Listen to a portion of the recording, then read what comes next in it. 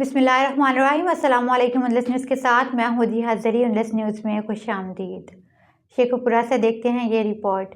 शेखुपुरा में तजावुज़ात के खिलाफ जारी ऑपरेशन में अब तक तकरीबन 50 करोड़ रुपए मालियत की सरकारी ज़मीनें और नाजायज़ काबज़ीन से वागज़ार करवाने के सरकारी अदाद-ओ-शुमार को शहरियों ने मुस्तरद करते हुए शदीद रद्द-ए-अमल का इजहार किया है।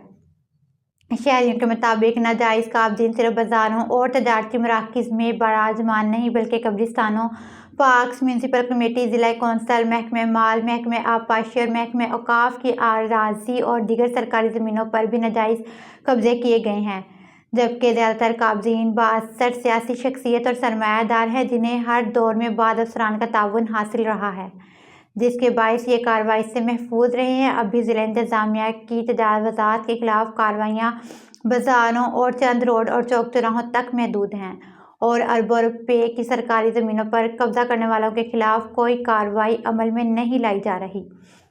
हालिया ऑपरेशन के बाइस तजारती मराकिज़ और बाज़ारों को वुसअत मिली है, जिससे इस ऑपरेशन की अफादियत वाज़िया होती है, मगर ज़िला इंतज़ामिया का इस ऑपरेशन को ताजरों तक महदूद रखना क़िताए इंसाफ नहीं। गैर पुख्ता तजावुज़ात को रिमूव करने का पहला मरहला पूरा होने के बाद तजावुज़ात के खात्मे के दूसरे मरहले में दुकानों के ऊपर लगाए गए आईनी शटरों को आईनी कटरों और हैवी मशीनरी के जरिए रिमूव करने पर तमाम सरकारी मशीनरी और वसाइल को झोंक देना मुनासिब नहीं। ज़िला इंतज़ामिया को कब्रिस्तानों और पार्क समेत दीगर मकामात पर किए गए कब्ज़ों के खात्मे के लिए भी फौरी टीमें तश्कील देनी चाहिए।